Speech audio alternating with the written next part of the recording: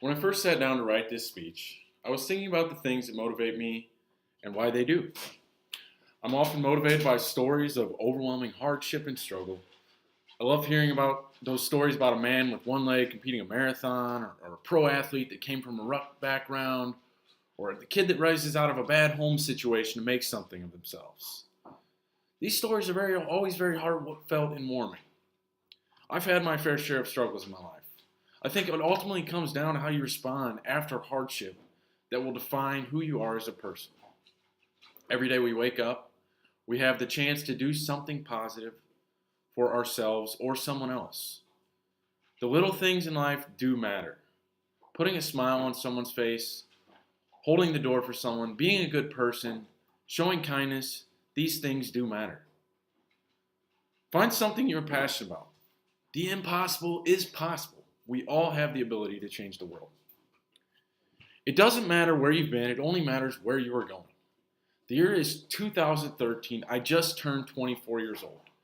I'd just gotten out of a relationship and I was living near to St. Louis and I really didn't have much direction in my life.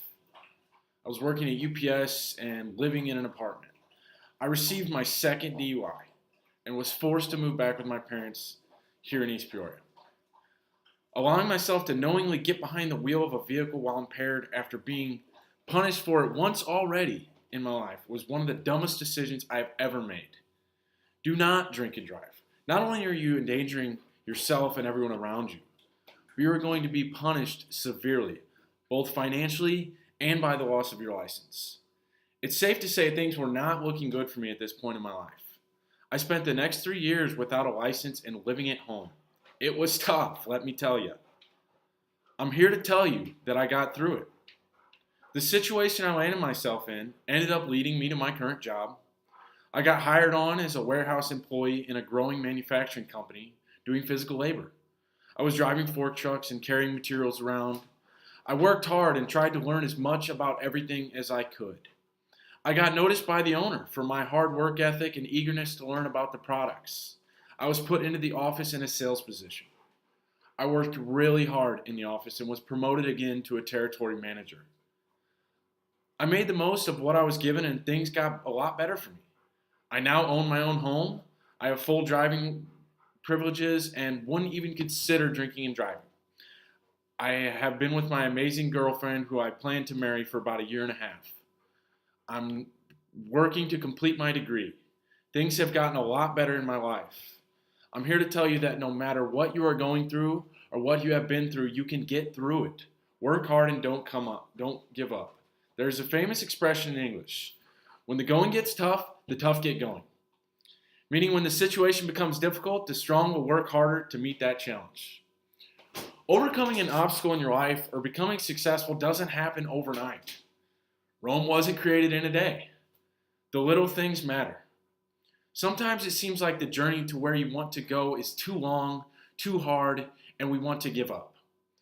One of my close friends, Josh, once told me that he feels that we are most happy when we are closest to our ideal self. He said that as long as you are moving towards that, even if you are moving very slowly, you are making progress towards your goals. What is your ideal self?